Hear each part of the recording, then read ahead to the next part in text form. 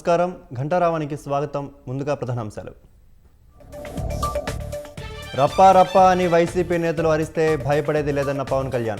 కష్టపడి పనిచేసే వాళ్లకు మళ్లీ కోపం తెప్పించొద్దని హెచ్చరిక.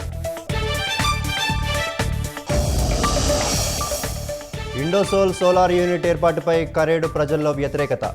పరిశ్రమకు భూములు ఇచ్చే ప్రసక్తే లేదంటున్న రైతులు.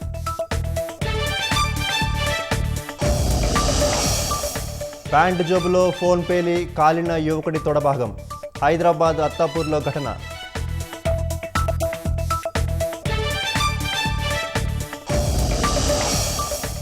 ఇరవై రోజులుగా కేరళలో నిలిచిపోయిన బ్రిటన్ ఫైటర్ జెట్. మరమ్మతులు కుదరకపోతే భాగాలుగా విడదీసే అవకాశం.